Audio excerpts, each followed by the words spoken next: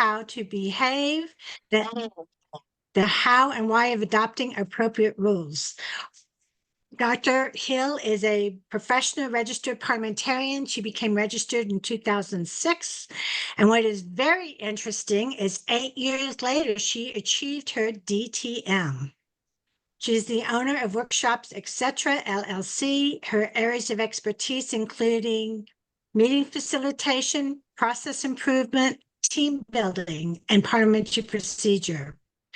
She served as Associate Provost of Graduate and Continuing Studies and adjunct faculty member at Spring Hill College. She has worked in various industrial engineering and management positions in the papermaking and shipbuilding industries in Alabama, Florida, Maine, Mississippi, and Texas.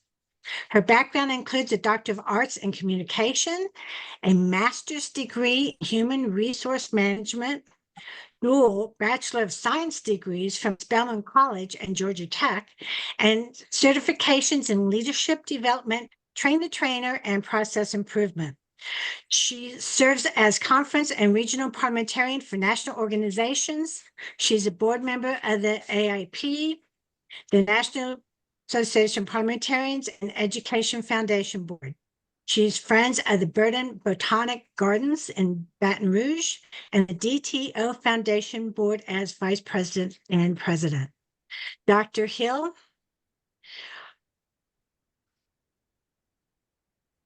Our speaker, Dr. Ramona M. Hill, who needs to adopt rules? We know how to behave. Dr. Ramona M. Hill, go ahead. Good afternoon or evening, everyone. I am so excited to be here with you because I loved my Toastmasters years. I haven't lived close to a club in a while, but now that I see virtual clubs, I should revisit that decision. Thank you so much for the introduction to the virtual Toastmasters world. Our presentation this evening is going to be just an example of what I experienced yesterday in a meeting. When you think everybody knows the rules, and then you have people jumping up, making loud, emotional speeches during the meeting. And I thought she knew the rules. So let's talk about why this conversation is so important. I will share my screen now. Thank you, Mr. Zoom Room Manager, for giving me that capability. And here is our full screen. There we go. Who needs the rules? We all know how to behave. That is an interesting statement. And I made this very interactive because I wasn't sure how many people would be here. So does everybody have another device that you can put your hands on immediately, that you can scan this QR code and type in your response to, why do we need rules? Awesome. They will start popping up as soon as you start typing.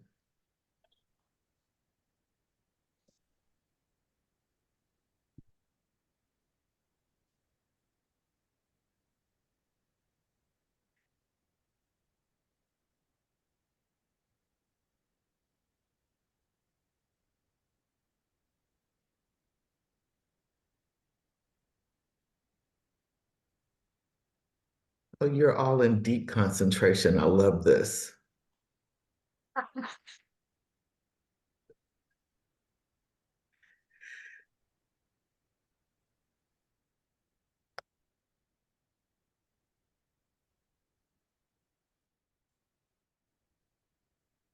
All right. To give everyone a fair chance, to keep things on track, so that everyone can be heard and there's no disorderly conduct. Absolutely true, for no disorderly conduct. To make sure everybody behaves, it keeps the business moving forward. You are so right. In this meeting yesterday, we lost quorum before we finished that agenda because of all of those conversations that took the meeting off track. So thank you all for taking time to engage with Mentimeter. And at which point you tell me we're small enough, we don't want to type in, we just like to talk and give our answers. I am also very open to that. So this is your meeting tonight. So the how and why of adopting appropriate meetings, as we're all familiar with well, let me ask, as Toastmasters, Have you been introduced to the NAP body of knowledge? I got some maybes going on. Okay. Well, I pulled this out because the body of knowledge talks about the skills that the practicing parliamentarian needs to have, the leader of the meeting, and the members in the meeting. There's skill sets for each one of those that help us all play our part in making sure that the meeting runs as it's supposed to. So the rules the members should know and the organization should be able to enforce include, they should know the bylaws. Everybody needs to know their bylaws. And how many entities do you belong to that they didn't even offer you a copy of the bylaws when you first joined? That happens quite frequently these days. We need to know what the parliamentary authority is and why it is, the difference between that and the other rules, the vote needed to adopt certain things, the special rules of order, and standing rules. A member needs to be able to raise a parliamentary inquiry. Everybody familiar with parliamentary inquiry? Okay. The inquiry is just where I raise my hand, get recognized by the presiding officer, and I say, I have a parliamentary inquiry. The presiding officer will state, what is your inquiry? And I can ask a question. I'd like to move to do so-and-so, but I don't quite know how to phrase that. And the presiding officer should be prepared to help me do that. The point of order is raised when we skip things on the agenda. When we skip people who have been waiting to speak and have not yet been acknowledged. When we see things not happening according to the rules that we have, we raise a point of order. And then we don't see this often except at NAP conventions where the decision of the chair is appealed and appealed and appealed. And Penelope is just laughing out loud. Tell me what's on your mind, Penelope. You have watched that process. I just, it's so sort of wonderful and peculiar that that's where you find these appeals all the time at an NAP convention. I've not been to one yet. I hope to get to one of these days. And I can't, I hope that it means that there's a lot of order and structure going on in the meeting, that there's decisions and appeals going on. That would be reassuring. But otherwise, I would think that for most organizations, to appeal a decision of the chair would merely be somebody standing up and shouting loudly and being obnoxious. You nailed that one, Penelope. Good point. Now, who's been to a convention and watched this appeal, the decision of the chair, go on? Tom, did you just unmute so you can share your experience?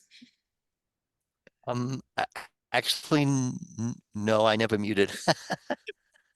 Okay. It's okay. So when it happens at NAP, sometimes it's parliamentarians exercising their knowledge to be a parliamentarian.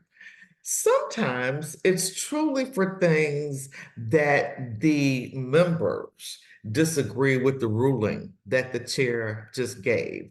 So I'm going to guess that it might be 50-50. That sometimes it's exercising their parliamentary muscle, and sometimes it's just they disagree truly with the decision of the chair. And Penelope is still shaking her head. And Barbara, do you want to add anything to that?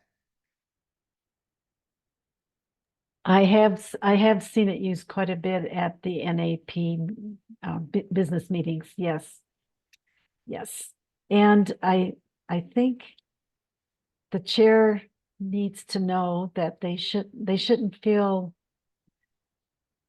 I mean, it's just it's a normal process. They shouldn't feel that their leadership skills are being threatened or anything like that. It's just like you said, a disagreement. That's all. That's right. It is not about the chair. It's about the decision Yes, the chair just made. exactly. And Barbara Proctor, did you have anything to add? Okay, she's saying no.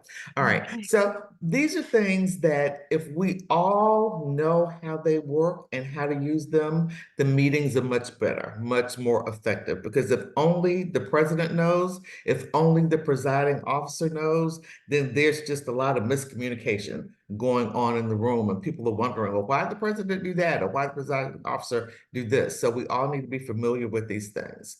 So now we have a ranking exercise. We're going to rank these items in the order of hierarchy for a deliberative assembly. And again, when you get tired of Mentimeter, tell me to stop, and I will stop. But for the moment, here's that QR code again, and the next question. It will allow you to move these things around in order to put them in order from highest ranking order to lowest ranking order.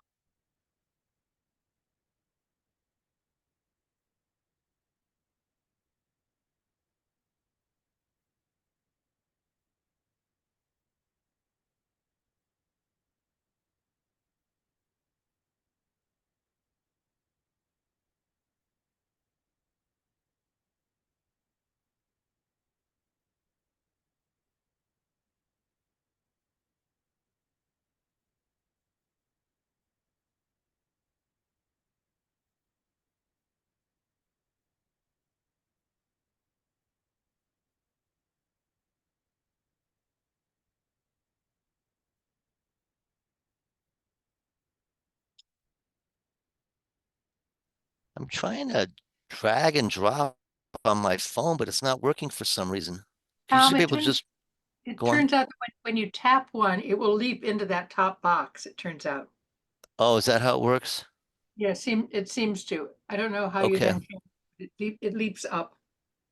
All right. Did that work for you, Tom? You try it. Okay, now I see how it works. Okay. I was Hmm. trying to drag.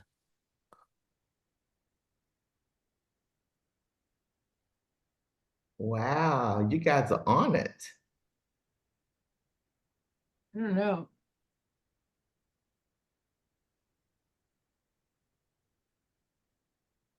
All right, I see everybody looking at the screen, so I think everybody's input what you want to input. So the only thing that we might have a little confusion about are those national organization standing rules. They go right up above the organization's bylaws. When you belong to an entity that has a parent organization like Toastmasters International. Toastmasters International has a constitution and bylaws, and then it has some standing rules that you have to abide by on some level. And then the organization, your individual chapter, has some bylaws. And then the organization has some standing rules, and then you might have some customs. But the rules that don't let me get my way or that allow me to get my way, those don't rank at all. So we have a level playing field when we all understand those first 5 items.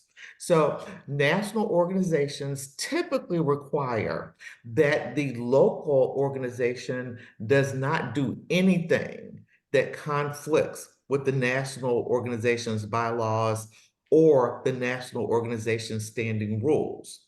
And then in the local organization's bylaws, you can have things that make your unit, your chapter, your organization function effectively.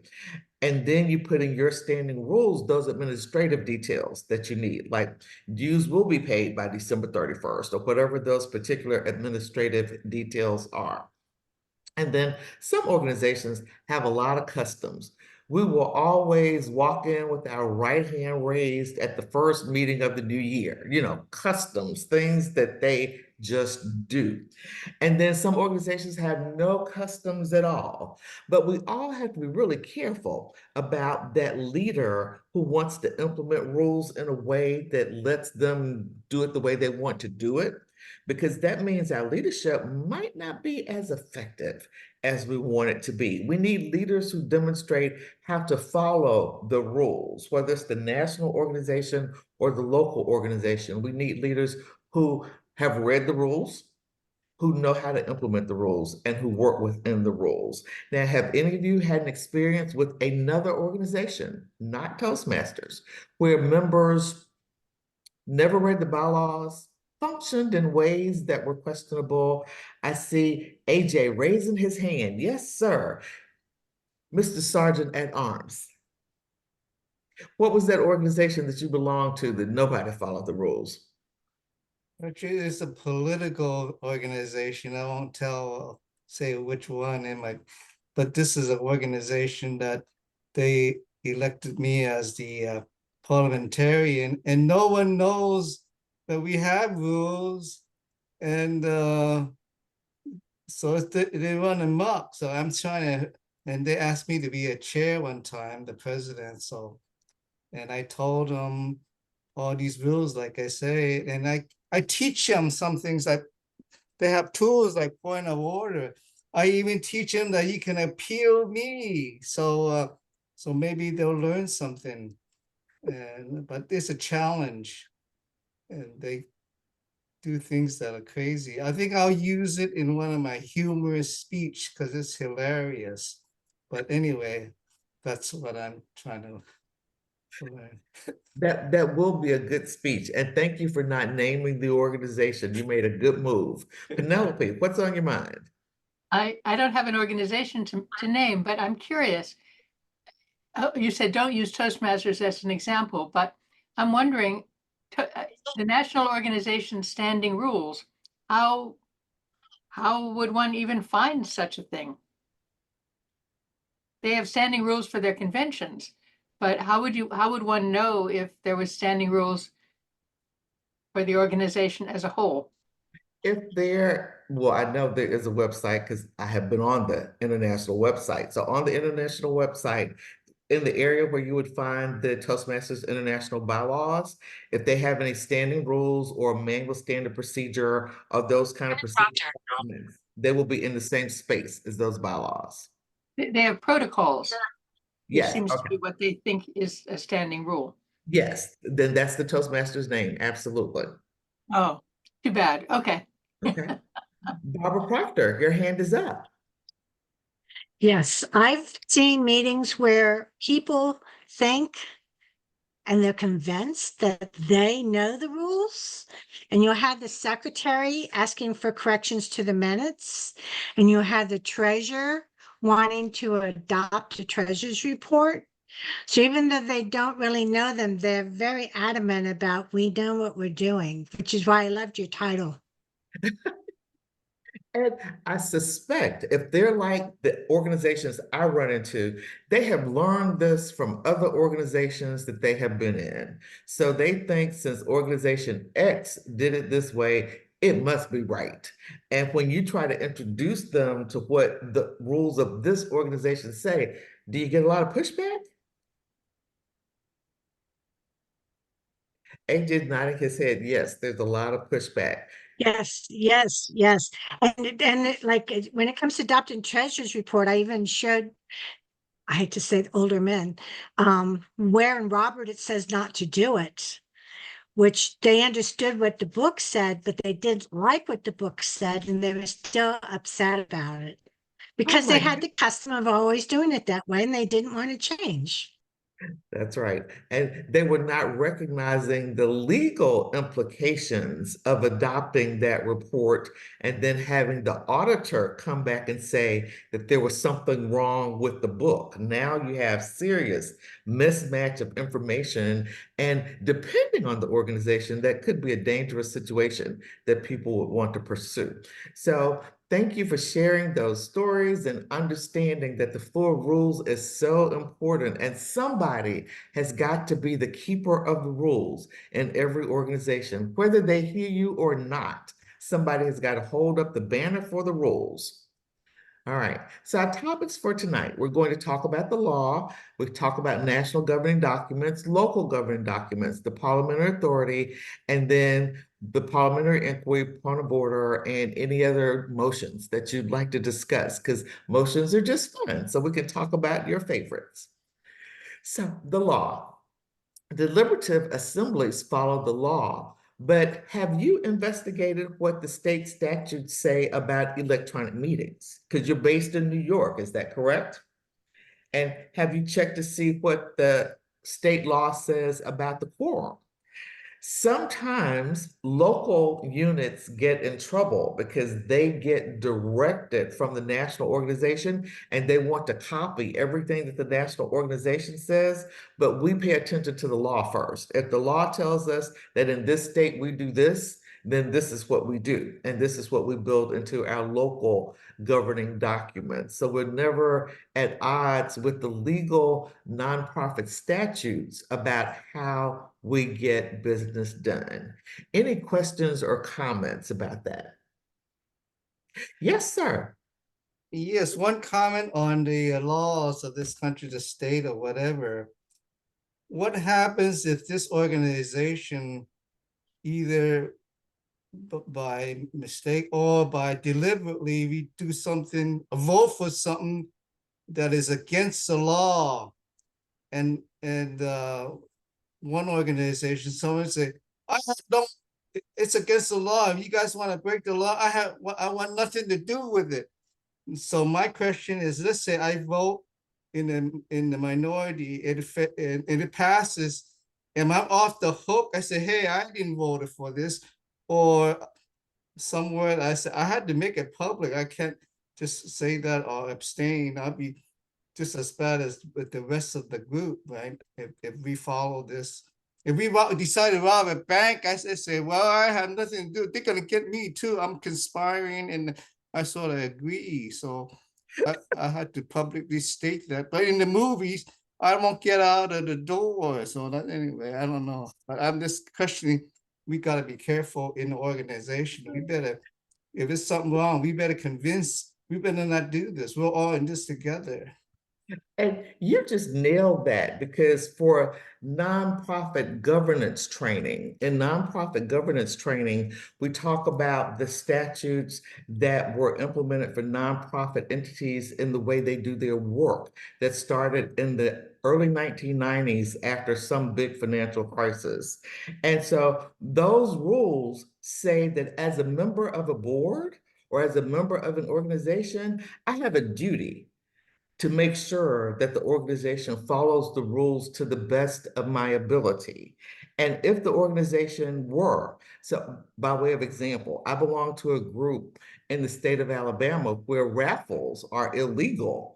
And this group does a raffle all the time. And I vote no, but they do a raffle all the time.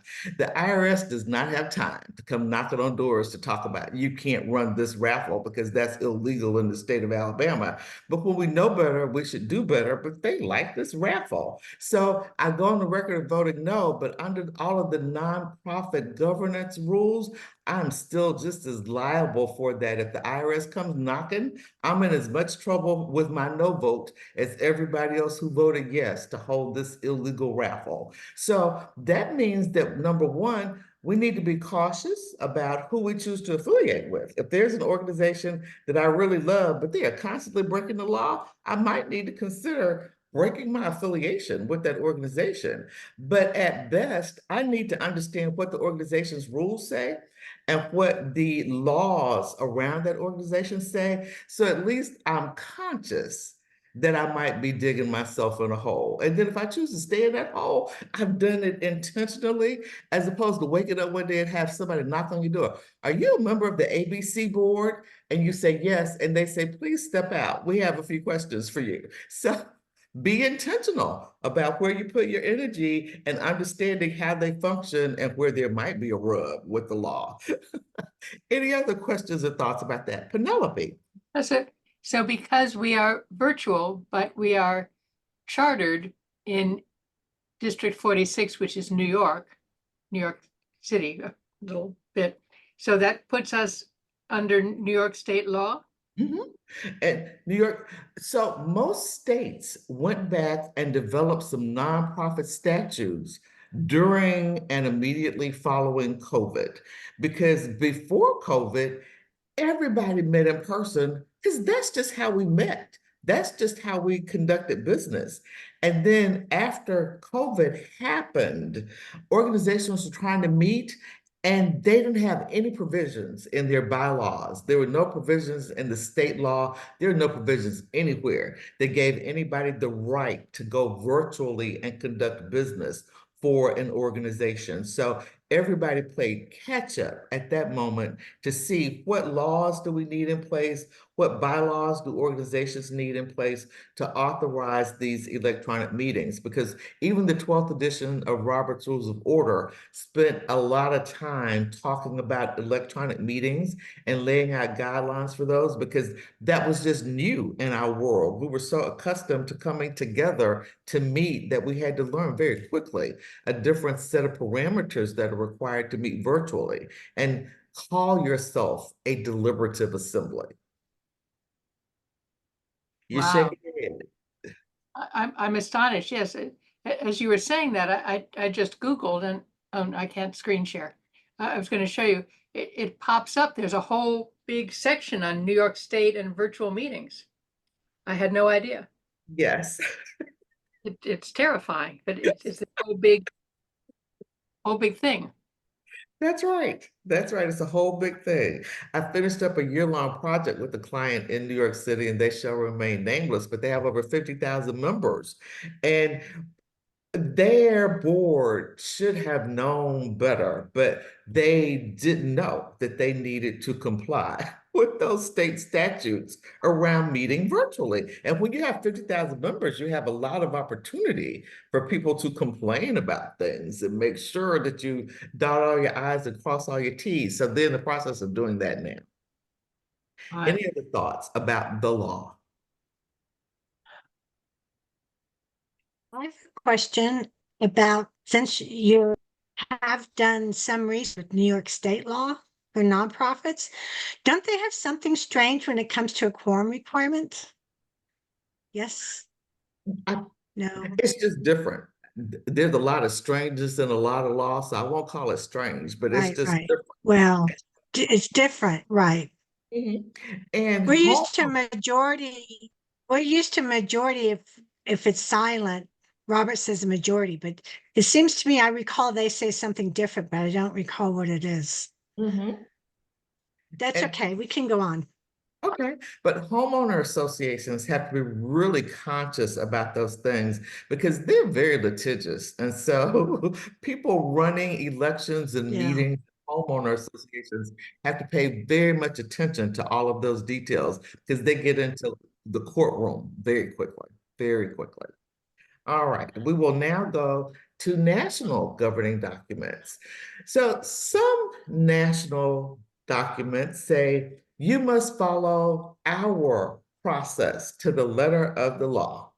And some national documents say we want you to follow us in A, B, and C, but in D through K, you can do it the way you want to do it. When we have a national parent organization that we are a part of, we just need to clearly understand how much latitude we have to make rules of our own that are different from the rules of that parent organization. So NAP, for example, the National Association of Parliamentarians, there are a lot of little picky things in the NAP bylaws that require units and associations to follow suit in those same ways. And I am serving as the chair of the bylaws committee for the next 18 months until the next convention, however long that is. It's probably too long. And we're getting pushback from a lot of the units because the things that they are required to do by the NAP bylaws, they've never done it that way before. So when we send feedback that say, you might consider changing this, you might consider changing that, and we get pushback said, nobody's ever told us this before. How dare you come back this year and tell me I might need to change that?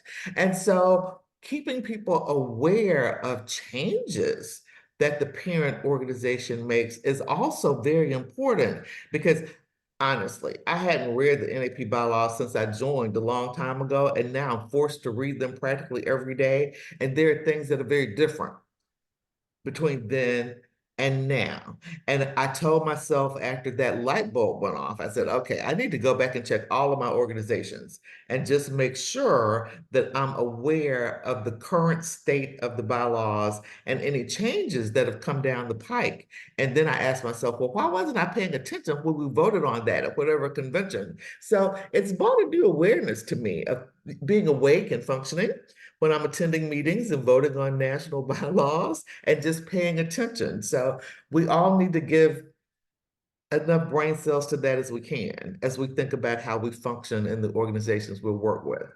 And then what happens if the local bylaws truly create a conflict with the national or the parent bylaws? Sometimes you can negotiate your way out of that. Sometimes there's a hard line that says you cannot conflict with the parent organization in any shape, form, or fashion. And if there's a hard line, then either we have to get in line or we have to figure out how to get in a new line, because that might not be the line for us anymore, but we all have to make those individual choices and decisions. Questions or comments or stories to tell about national governing documents?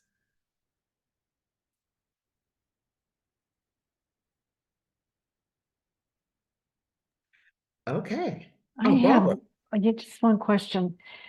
So the local bylaws on those things that the parent organizations say it has to be this way, and if they make a change, the parent organization, is it automatic for the local bylaws then to just be changed, or should the local vote on them, or should they have a provision in their bylaws that says whenever this happens, it's automatic? That's a wonderful question. So what we typically advise units or chapters or entities that have a parent organization, they need to put in those local bylaws a clause under the article for amending the bylaws that if and when the parent organization makes changes that affect these local unit bylaws, the bylaws committee will automatically make those changes and announce it to the membership and distribute a new copy. Because if you let people vote on it Yeah, and they vote no, what you gonna do? right. Yeah. Okay, So yes, that provision in those bylaws is very helpful. Without that provision, you have to go through a lot of conversation to help the membership understand. But if they vote and they vote no, then are they saying that this is not an organization that we want to be a part of? That's the dilemma that opens up if we want to create a conflict with the parent organization. okay, thank you. Thank you. And I'm gonna try this. Is it Carcel? Yes, good evening, everyone. Carcel. Thank you. But it says that you cannot conflict with your parent organization, but it doesn't mean that you're required to adopt it, right? So an example I'm going to give is, let's say an organization adds a assistant secretary at the national level, right? International level. That doesn't mean that the local level has to add a assistant secretary. It just means that our bylaws can't conflict with the international organization that says at the international level we're adding an assistant secretary, right? So Carcel, the answer to that is it depends. And I have seen some parent organizations that say that the local organizations will have the same officer structure as the parent organization. So if the parent organization has documented that and they adopt a new officer, then every constituent unit will also have that same officer if the bylaws require that everybody consistently has the same officers. if that requirement is not there. And it also depends on what other sections of those bylaws say as to whether or not the local unit can have a different set of officers than the national document. So I tell, when I'm doing consulting with clients about their bylaws, they say, well, can we just send you this section? And like, no, you just can't send one section and expect somebody to give you an opinion unless you have a specific opinion that you're looking for. And in that case, you can get what you're looking for, but can still be totally out of context with the guidance and the rest of those bylaws around those subjects. So bylaws are a very peculiar beast, and you have to read the entire document in order to understand how to respond to a given question about what should or should not be. AJ, I'm coming to you in just a second. I'm going to see if Carcel has a follow-up question. Okay. No, you answered my question. Thank you so much. Okay. All right. AJ, you're on. Yes, on that particular thing, in Toastmasters specifically, at least in our district, which governs our club here, they put in the district bylaws on ballot votes for the officers. Now, if there's only one contestant, they still say that you have to have a ballot, and it's authorized the secretary of the district to put one in the box. Now we follow Roberts and say, hey, that's ridiculous. Just say if it's only one, we put it in bylaw, it's a ballot unless it's uncontested, and you don't need the ballot. But some reason the districts of the Toastmasters do that. So that doesn't apply to the clubs, right? We don't have to go through that process. I don't know why they did that, but All right. So AJ, if the district said that this is how you will conduct your elections, if they use that restrictive language, then that is how you will conduct your elections. You cannot default to Roberts if your district says this is what we must do. Does that make sense? yes, of course, if they tell us to do all these things, yeah. I hear that you might not agree with all those things they tell you to do, but that's where we make those choices about where we're going to place our line. All right, I don't see any other hands. So let's talk about those local governing documents for a second.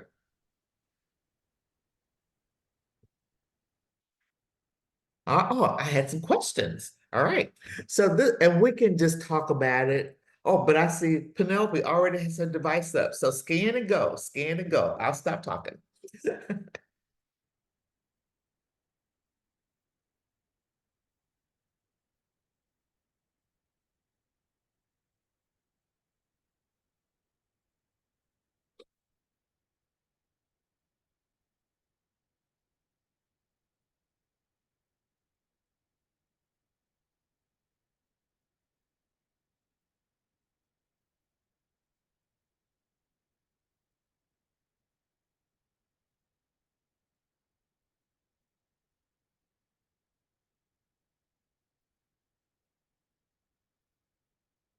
We got it. The law supersedes any conflicting provision in the organization's bylaws. Absolutely. Our organization cannot break the law. And what about, okay, now we're at local governing documents. So every organization doesn't have all these, but some organizations do. Some have a charter and a constitution, and then they have bylaws, and then they have standing rules of procedures, and then they have customs. So everybody doesn't have to have all these, but when the ones of these we do have, we must follow. So with the charter or constitution for a local unit that's not affiliated with the national organization, if they have a charter or a constitution, those are pretty concrete documents. It takes an act of Congress, a very high vote, to change a constitution or a charter. So those organizations usually fix those. We have found, though, that some, like were chartered in the 1800s, they have to go through that process of figuring out what they truly look like in terms of a charter and a constitution in the 2000s. So it's not unheard of that those are changed, but it's harder to change a charter or a constitution. And then we have bylaws. The organizations that have bylaws, for the most part, all of them follow Roberts and say that bylaw amendments, proposed bylaw amendments, are submitted to or created by a bylaws committee. That bylaws committee puts them in an appropriate format for distribution to the membership. The membership gets a chance to read them, and then the membership gets a chance to amend the proposed amendments. And that usually just really messes people up. So when a bylaws committee comes with a set of proposed amendments, the membership gets to amend the proposed amendments. That amendment to the bigger amendment is adopted by majority vote. And then it goes in and changes the language of what the bylaws committee originally proposed. And then typically at the next meeting, you vote on those bylaws amendment and they have to be adopted by a 2/3 vote. So I find it interesting that you can adopt an amendment to the proposed amendments by majority vote. But then when you get to the final vote on the amendment package, each one of those has to pass by a 2/3 vote of the membership before it can be adopted and goes into effect. Questions or comments? AJ? Yes, the comment on customs and a club that's doing things for years and people don't even know why we're doing some of these customs. So my question, what is the best way to change a custom? So I suspect, I don't know this for sure, but I suspect some of those customs conflict with the bylaws. And Roberts is very clear that when you have a custom that you've been doing forever and ever, the minute a member arises in a meeting and says, but that custom conflicts with bylaws, Article 7, Section 2, Paragraph A. The minute that happens, the custom falls to the floor.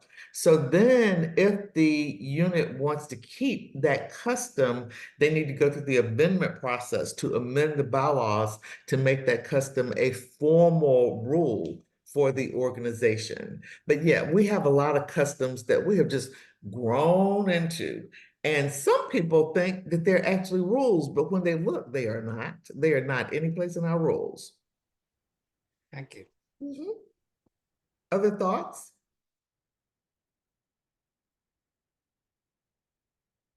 Okay, then next up we have,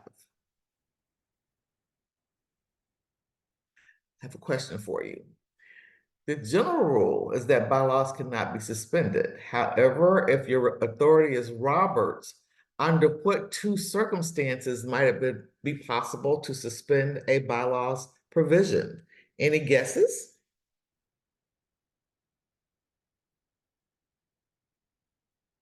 I see Barbara Proctor's lips moving, but I'm not sure she's talking to me. Well, one is if it's in the nature of a rule of order. Mhm. Yeah. If it's the nature of a rule of order, absolutely. What's the other circumstance? When the bylaws allow for their own suspension. Yes. Now, I find it very interesting. Do any of you belong to an organization where the bylaws provide for their own suspension? Me either. And I get into a dilemma when I think about that, because as we preach to organizations, bylaws are not rules that can be suspended, because we still hear people say, I move to suspend the bylaws. People still think that that's a real thing, that they can do that. But if the bylaws are suspendable, then the organization is in constant flux. Because if you can change your bylaws in a minute, in a meeting, without prior notice, without research, without any of those things, then the organization remains constantly in flux.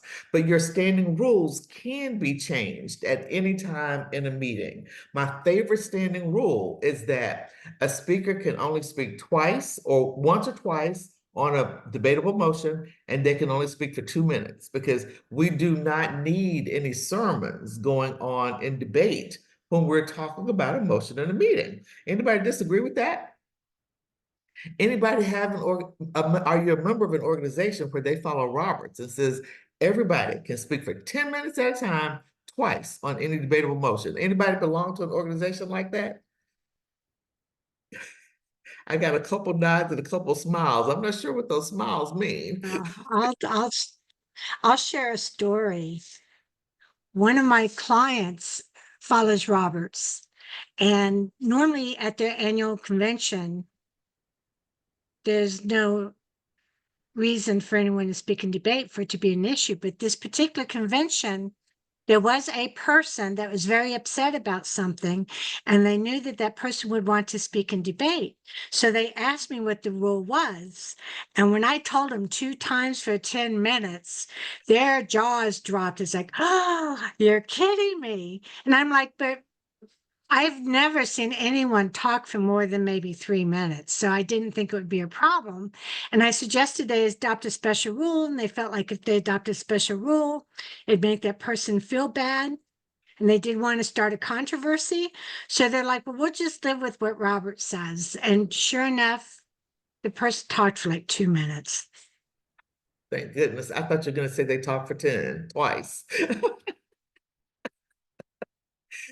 Yes, sir. AJ? Yeah, I was gonna say on the previous I Belong organization that they actually state in the last line, these rules could be suspended. Gee, and I was gonna tempted to, we gotta change, otherwise we change it all. That's why we're all in a constant state of flux. And I'm in a dilemma. Should we just keep it at a flux and then I can have more authority? You listen to me, but maybe that's not a good idea. I better correct it and get them straight. Thank you. So the bylaws say that the bylaws can be suspended. Right. Wow.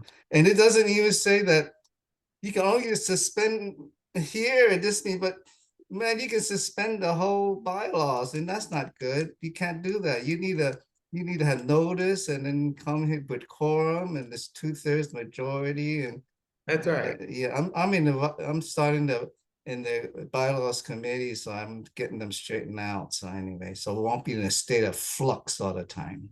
Good job. Because bylaws kind of give the organization a North Star. It kind of tells, it's a guide for us. And with the bylaws that can change and be suspended anytime, OMG. All right, Penelope.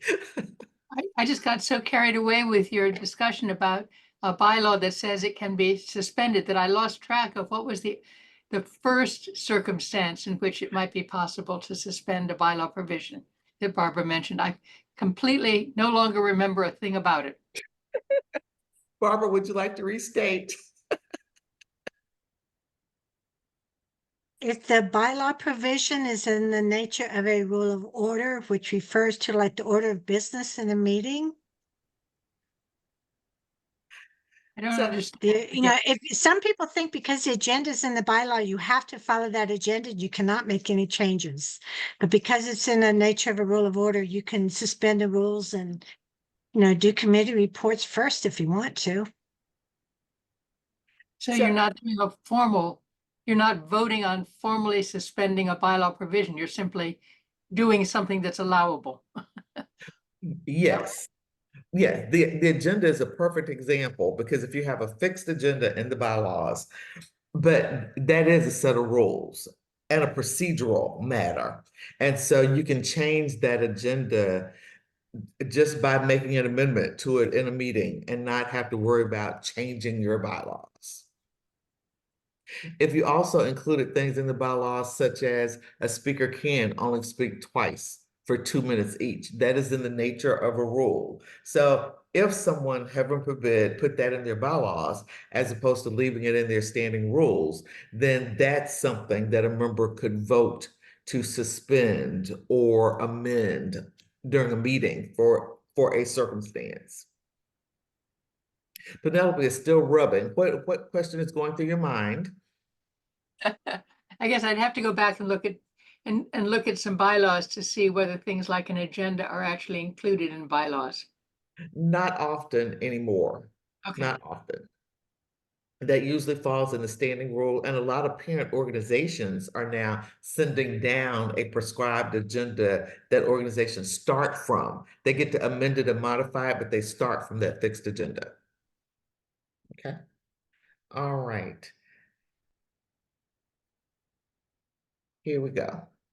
So, standing rules. Roberts has a whole lot of conversation about standing rules. I won't read that to you, but early on in the book, in chapter 2, paragraph 23, it talks about the standing rules. The example here is about setting the hour at which meetings are to begin or keeping a guest register. All of those kind of things belong in your standing rules. Meetings so often have to change that when organizations put a fixed date in their bylaws, they also need to have a sentence in there giving somebody permission to change that meeting date. I hope they give permission to the entire body at the preceding meeting. Sometimes that doesn't happen. They will need to have somebody clearly defined who is able to change that meeting date and time, or else you end up canceling meetings because you know when it happens, when your meeting is happening at the same time as a big local event and your members belong to that other event, you're likely not going to get a quorum for your meeting. Any thoughts about standing rules or comments? All right. So, yes, ma'am. I do have a question. All right, the motion to suspend the rules is a 2/3 vote. Mhm. When something is adopted by a majority vote, it takes a 2/3 vote to change it, like amend something previously adopted. Why is it that a standing rule can be suspended by majority vote? I don't understand that. That's a good question. That's Okay, I'm not the only one then, right? You're- Okay, your special rules require a 2/3 vote to amend or change those. But regular old standing rules, like heaven forbid a member writes a check that does not clear. And the standing rule says that thou shalt be charged $50 for writing a bad check to the organization. So that can be changed in the meeting. Somebody say, I move to change that to $12. And so if it passes by majority vote, it goes from 50 to 12, just like that.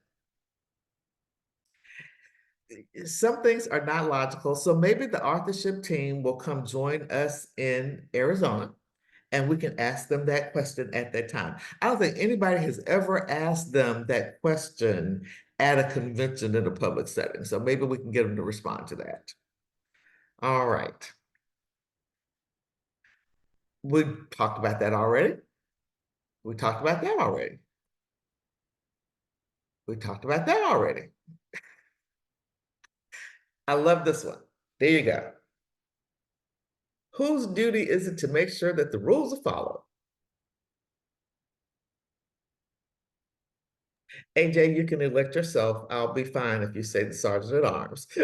No, not the Sergeant of Arms, but my other organization that's in flux actually puts in the bylaws that the parliamentarians supposed to make sure and enforce the rules. And I try to change that, but they give me so much power that maybe I don't want to change. I'll take the, but it shouldn't be the Sergeant at Arms parliamentarian or anything.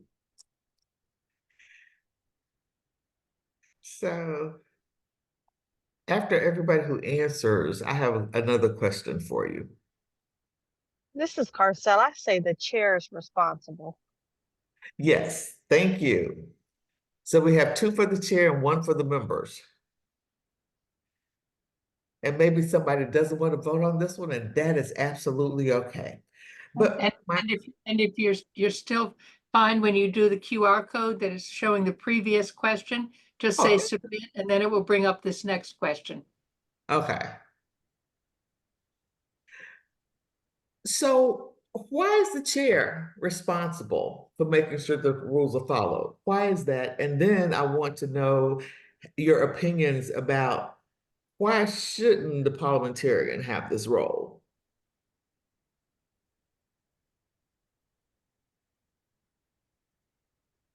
Any thoughts that you have?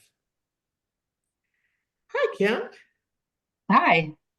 I think the parliamentarian should remain neutral and is there to assist the chair in advising on any decisions that the chair may make. But I think it's the responsibility of the body to ensure that the rules are followed.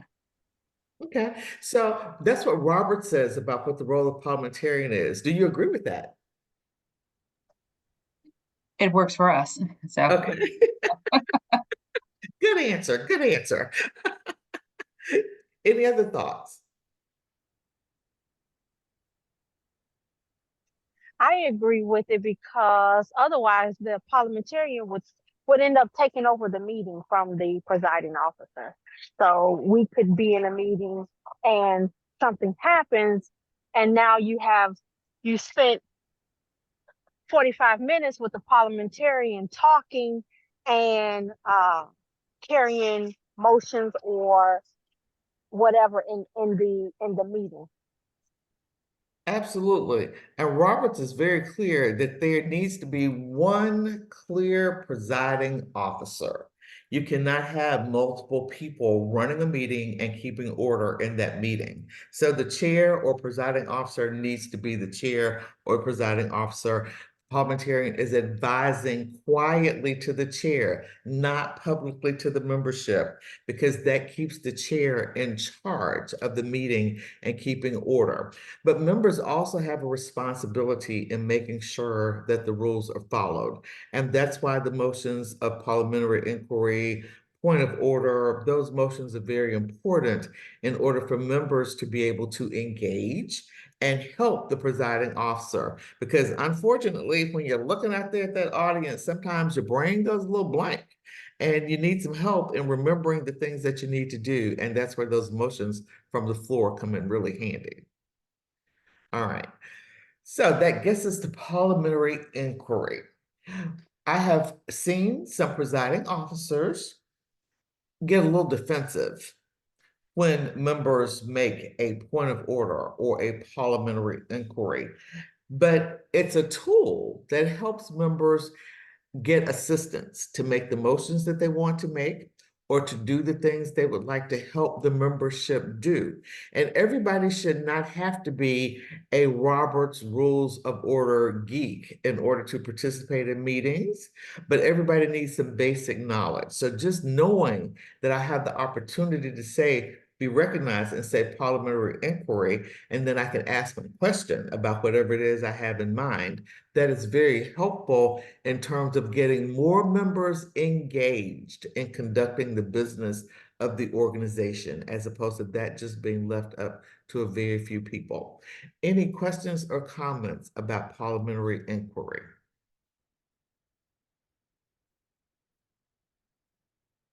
Okay. Point of order. When there's a rule being violated, we skip something on the agenda. The member X has been waiting to speak and hasn't been called upon. Our standing rules say that you can only speak for 2 minutes, and member Ramona has spoken for 5 minutes for 6 times. Those are all points of order that remind the presiding officer that don't our rules say this, then we should be enforcing that during the process of conducting our business. Any comments? Okay.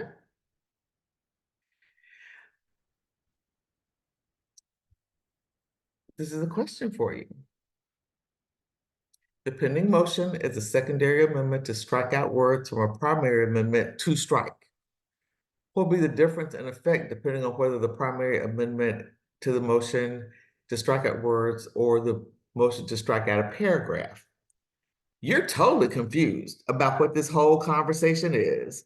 What do you say to the presiding officer? I'm not asking you to define what happens in the question. I'm just asking you, what questions could you pose to the presiding officer to help clarify your potential confusion and the confusion probably of a lot of other people in the room? Hey, Penelope, go for it. Could you ask that the motion under discussion be restated? Always appropriate. How many of us have been with presiding officers who fail to repeat the motion at any point after the member on the floor has made the motion? And so that means probably 80% of the people in the room have no clue as to what they are voting on. So that repetition is important throughout the entire process. AJ, I saw your hand go up and then I saw it come back down. Well, I just say, I don't have to be, I just say out, to say parliamentary inquiry. And then of course the chair will ask, what's that? So, I mean, I don't even recognize, I don't call Mr. Chair first. And then he calls me and then I could just say parliamentary inquiry. Mhm. And then he will ask me, but I shouldn't be making the whole speech about England. That's not my liberty. Or even point of order. I can't say point of order. Then they say, what is your point? And I'll tell them. And then, but some people say point of order, and I give a long speech, and somebody else has say point of order. He's using that to give a speech, and it's not a very good speech either. But anyway. So absolutely, that would be a point of order when I am speaking for longer than I am allotted on any given topic. But we should also avoid interrupting people. So you might do a point of order after they're done, just to remind the membership that our limit on speaking in debate is 1 minute or 2 minutes or whatever that allotted time is. Eva, hello. Yes, thank you.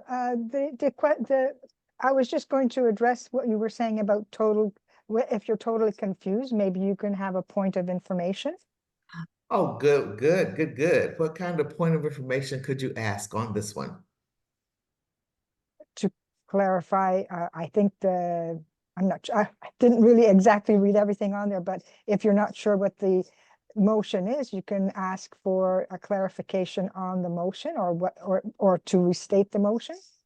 Absolutely.